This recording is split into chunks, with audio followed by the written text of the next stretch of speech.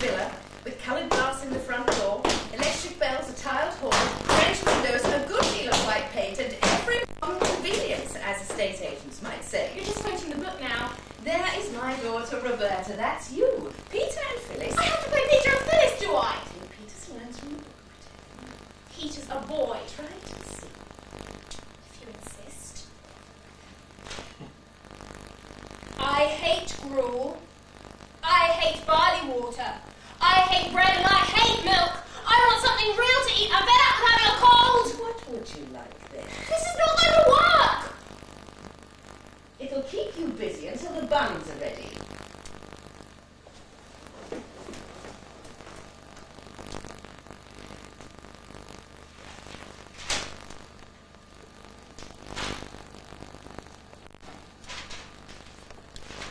Who needs Peter and Phyllis anyway? After all, my character was the most important person in the story anyway. Bedtime.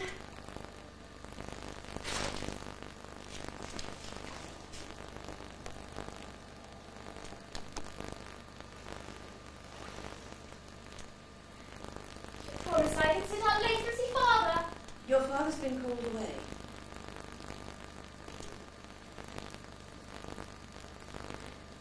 Called away.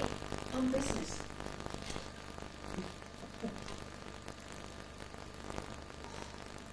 This isn't bad news, is it? A man came to the house. Father will be away for some time.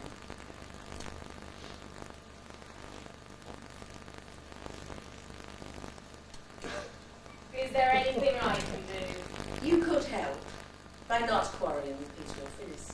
They aren't in the play, remember? We've got to leave this place and go and live in the country. We've got to play at being poor for a while.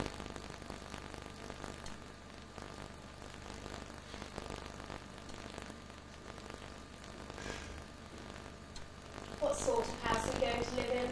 A small one, a cottage actually, with 3 chimneys and a vegetable garden. Oh, and it's near a railway.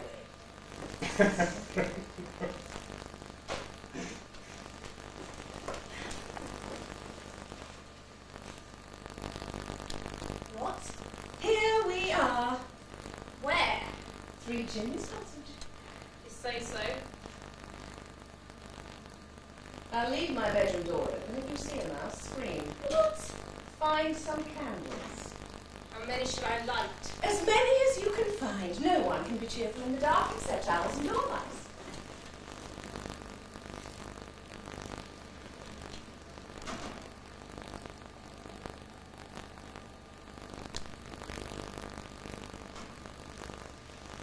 I shall go down and look at the railway. There might be trains passing. It was like a great dragon tearing by. I've never been as close to a train as this before. An old gentleman, he smiles at me. I wondered if this train was going to London. Father was in London. In E. Nesbit's classic, there is the station master and Mr. Perks the porter. They've combined both to make her a special Mr. Perks.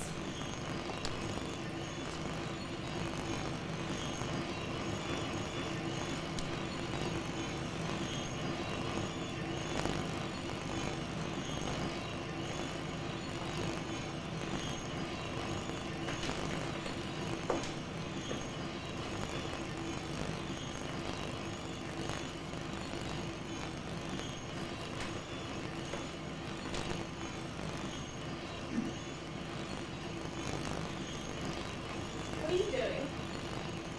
What does it look like? Painting air. Painting the coals. What coals?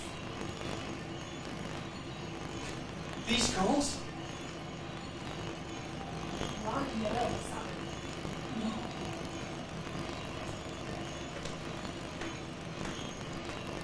hide it well. Painting the coals.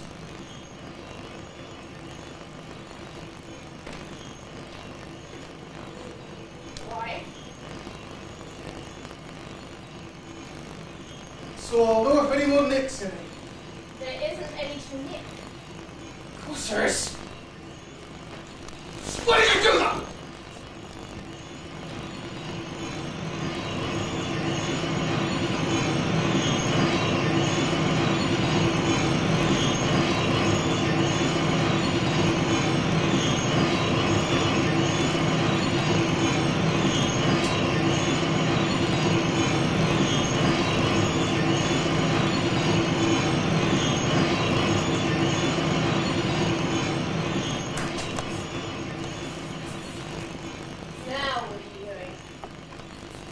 does it look like? Picking up air. Picking up coals? You kicked forward. I say so.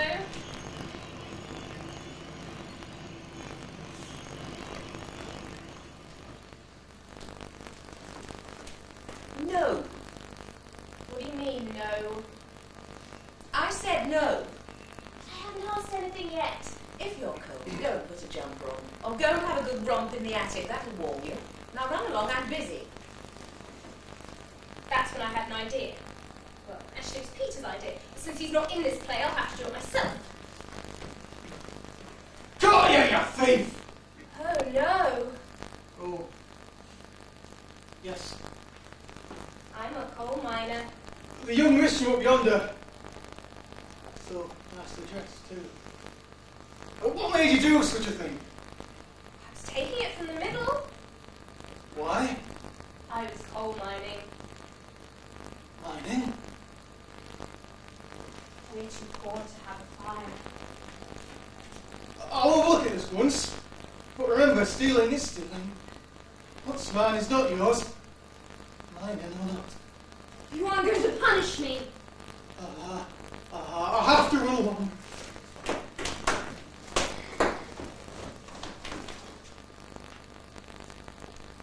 Look, I've just been to visit the railway station. The man who works there is such a gentleman.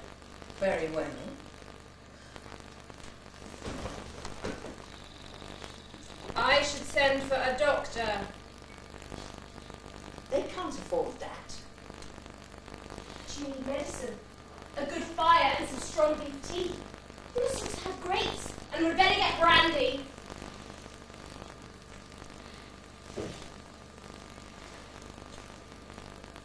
They can't afford that. Get some scrag end. I had to find a way to help Mother. So I did.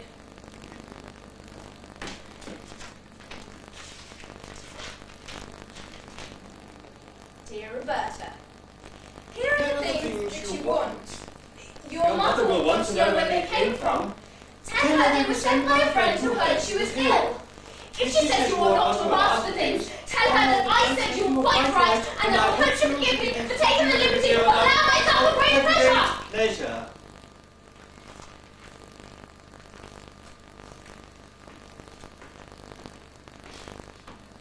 Sure, Mother won't mind. Besides, it's my birthday. Mother won't want to make a fuss on my birthday. What?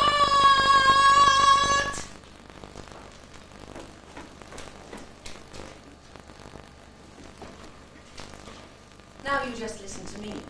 It's quite true, but you mustn't go around telling people about our affairs. And you must never, never ask strangers to give you things. Now, I've written to the old gentleman telling him I didn't approve. I thanked him too. You can give the letter to Mr. Perks to give to the old gentleman, and we won't say any more about it.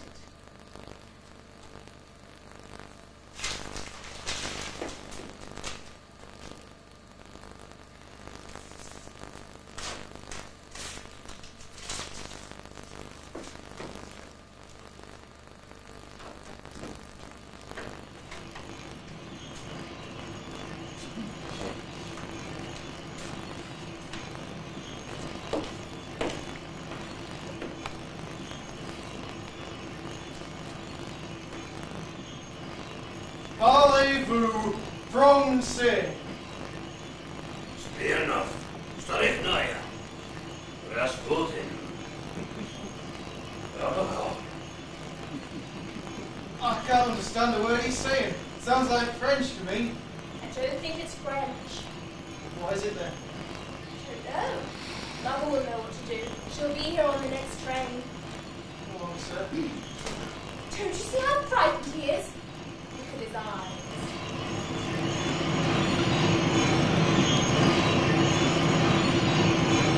Don't cry now.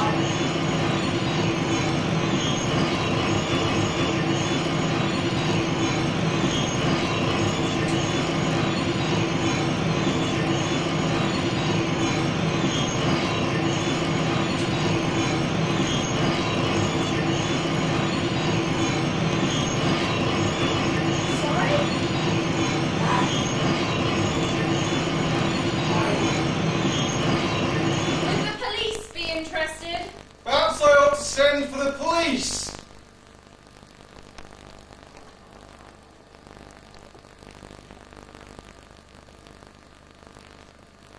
That'll be your mother's train now.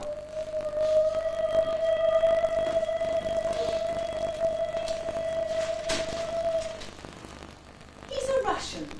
He's very ill. I'll take him home with me. He's a great man in his own country. He writes books, beautiful books. I've read some of them myself.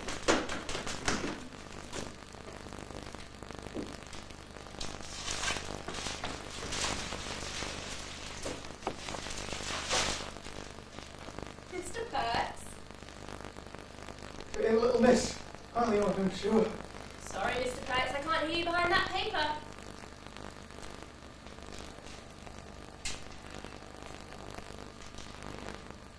It ain't the little miss. Highly honoured, I'm sure. Mr. Perks, are you cross? Me, cross? Ain't nothing to me. What? Ain't nothing to you. You want to have your secrets? Have them welcome, that's what I say. Secrets? Ain't nothing to me. What's the matter? I don't know nothing about Russia. Russia. Well, your Russian friend,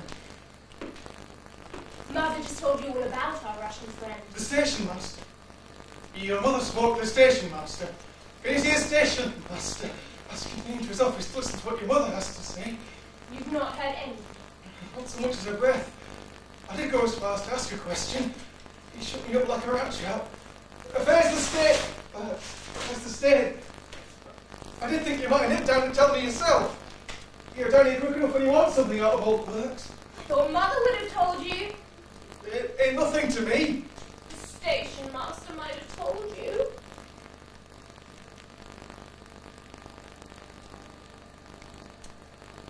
Would you like to come back to my place for strawberries? You won't mind if I give them to the Russian, will you? Sorry, my strawberries! You came down here for, was it? Yes.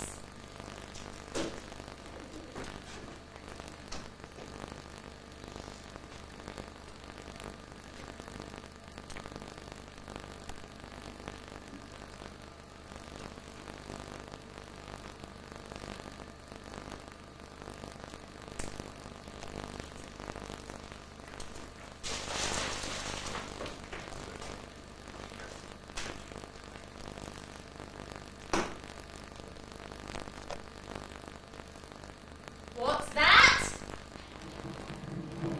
It's magic. No, it's all coming down, right across the railway track. The 4:29 hasn't come by yet. It's already past 4. I must hurry. If I can't stop the train, there'll be people killed.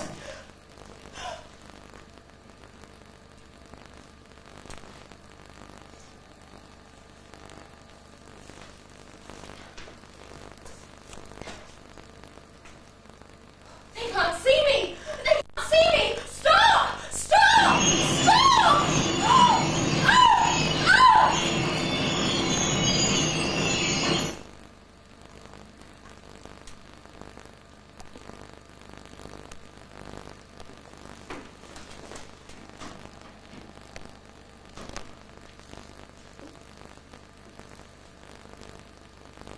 What do you read this? What is it, Mother? It's from the railway company.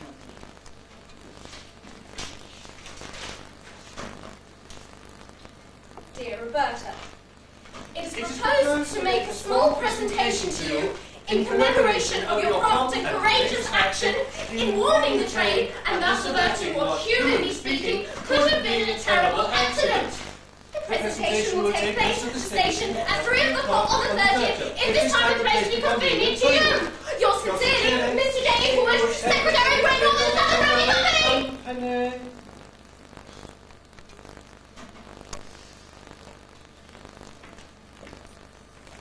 Presentation. Peasants.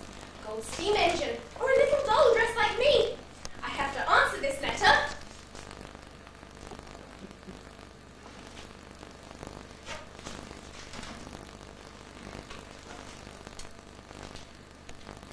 Dear Mr. J. Inglewood.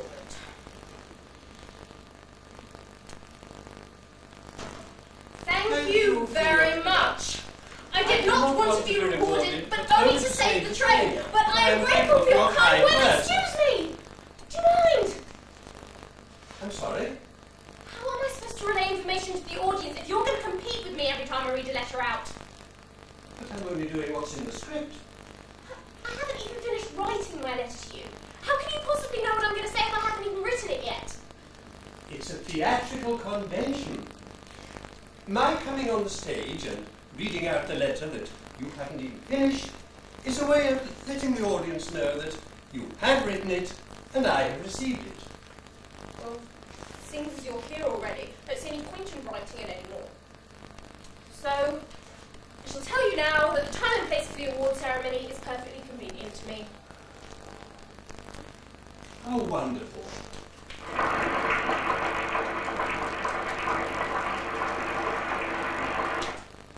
Ladies and gentlemen, it gives me great pleasure to make this presentation. I award you this watch on behalf of the directors of the Northern and Southern Railway Company with grateful recognition of your courageous and prompt action in averting terrible accidents. Ladies and gentlemen, I shall treasure this watch all my life, but really I don't deserve it. It wasn't anything really. At least it was awfully exciting. What I mean to say is thank you all very much.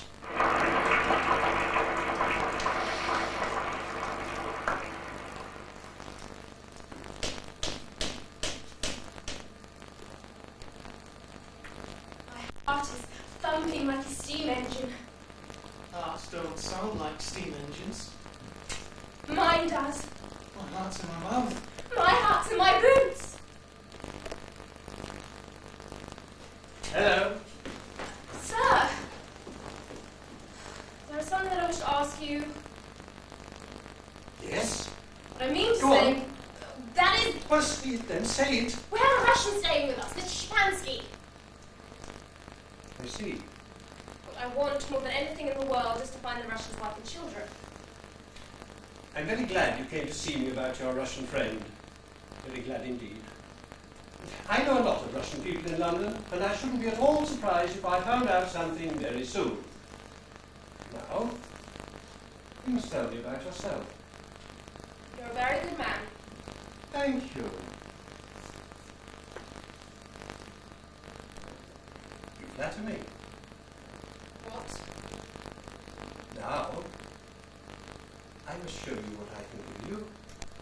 Oh, please don't. Never mind.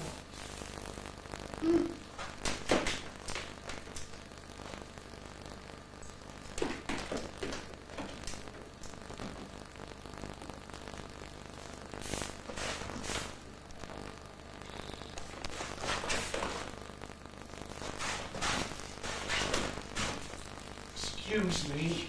Mr. Perks. It's a nice brooch you've got, miss. Mother gave it to me for my birthday.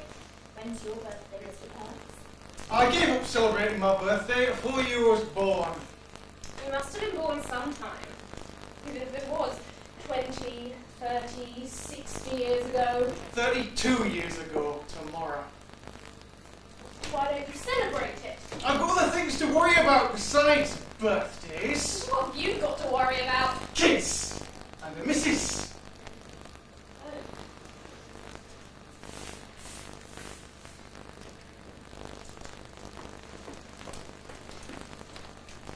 I have two pieces of good news, Bobby.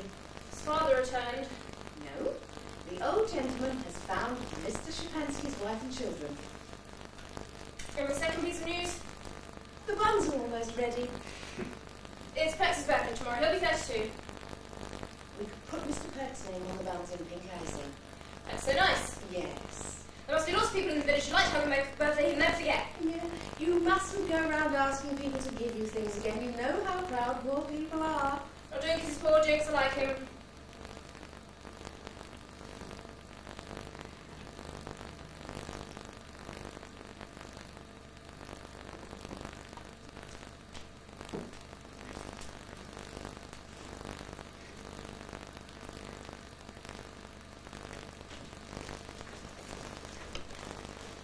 Tell me what you mean by all of this.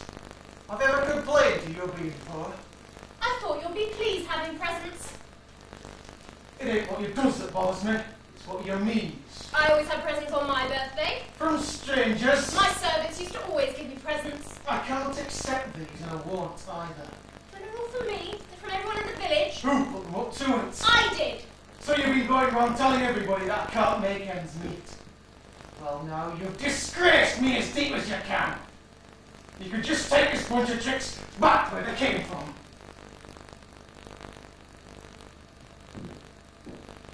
I'd rather not be acquainted with you any longer, if it's all the same to you. I'll go if you really want me to, and you needn't be friends with me anymore if you don't want to, but I should always be your special little friend, however nasty you are to me.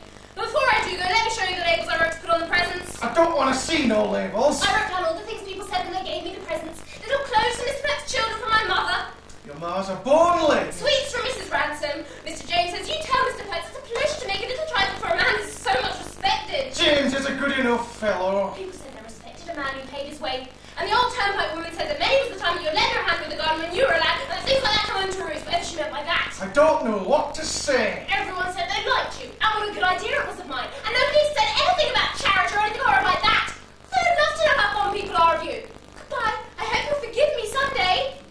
Wait. I've made a ridiculous fuss about nothing. You'll stay for tea.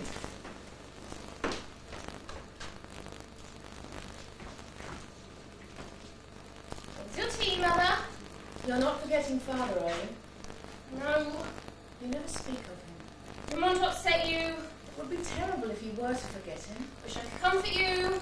Have you seen what's happened to Peter? Peter. He was quarrelling with Phyllis. He fell over the rake and he's injured his foot.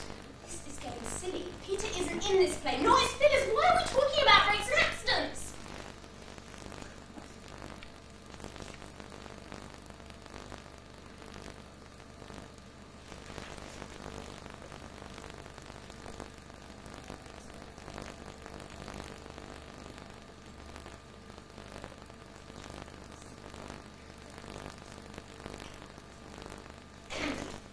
Oh, Bobby, you don't believe it, do you? End of trial. Verdict. Sentence. 5 years penal servitude. It's not true. They've shut him up in prison. He's done nothing wrong. He's good and noble and honourable. Why didn't you tell me about this earlier? Your father's been arrested for selling state secrets. He's been accused of being a spy and a traitor. Letters were found in his desk at the office. How did letters get into his desk? Someone must have put them there. Who? I don't know, do I? Oh, it's not working, is it? Oh, this play will soon be over. What about the paper chase? What about the hound in the red jersey? And it's a bit late now, isn't it, to start introducing new characters towards the end of the play. The audience are looking forward to the end. They're looking forward to a satisfactory ending. Good. Lonely for me. Peter and Phyllis never appear in this play. It'd be nice to have someone my own age to talk to instead of all these silly adults. What about Mr. Perks? Married. With children. Oh, I know it's dull, but I can't help that.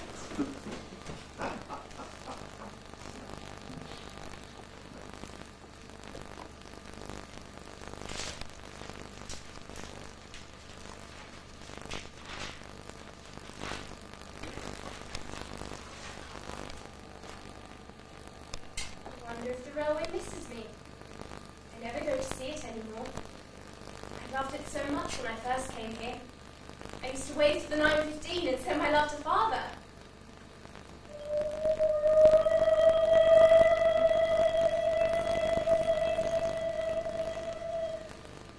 Who might that be getting off the train? It's Father. It's Father. Father, it's me. I see my father walking in the garden, waiting. He's looking at the flowers, and each flower must be a miracle to his eyes. Turns towards the house. He's coming this way. I'm going to be reunited with my father at last.